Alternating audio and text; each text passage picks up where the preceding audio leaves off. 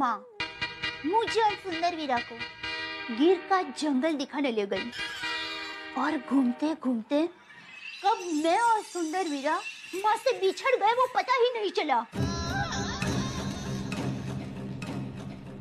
फिर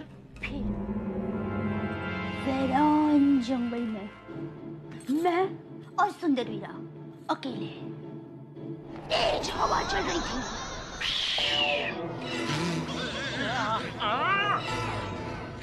समझ गया, वीरान जंगल में तेज हवा चल रही थी। दूर दूर तक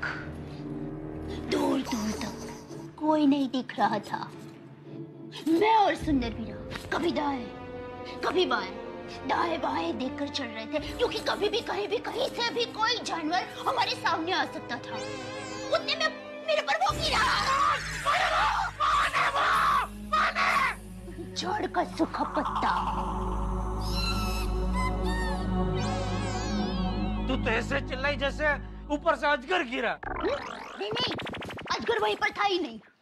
वहाँ तो सिर्फ सन्नाटा था, और उस सन्नाटे में जंगली जानवर की अजीब अजीब आवाज साफ पर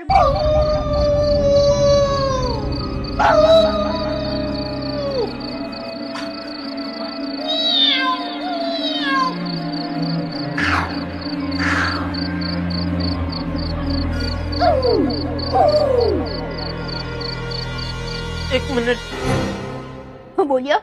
जंगली जानवरों की इतनी आवाज सुनाई दे रही थी, तो फिर सन्नाटा कैसा? अरे बैकग्राउंड में सन्नाटा था, इसलिए तो जंगली जानवर की आवाज साफ सुनाई दे रही थी। अगर बैकग्राउंड में वाहनों की आवाज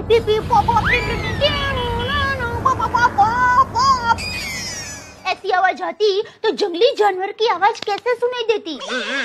तो जाहिर सी बात है कि जंगली जानवर की आवाज इसलिए सुनाई दे रही थी क्योंकि बैकग्राउंड में सन्नाटा था।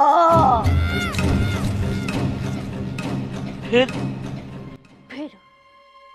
मैं और सुंदर वीरा माँ को ढूंढते हुए धीरे धीरे आगे बढ़ रहे थे, और तभी अचानक झाड़ी में हमारे सामने कौन आ गया? पेड़ का सूखा पत्ता? नहीं तो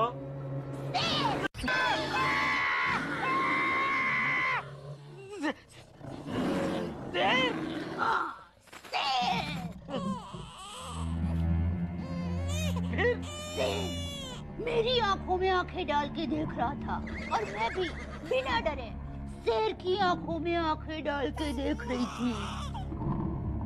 और सुंदर किसकी आंखों में आंखें डाल के देख रहा था? सुंदर डर गया था, इसलिए पेड़ पर चढ़ गया था। डरपोक। सुंदर तब छोटा था,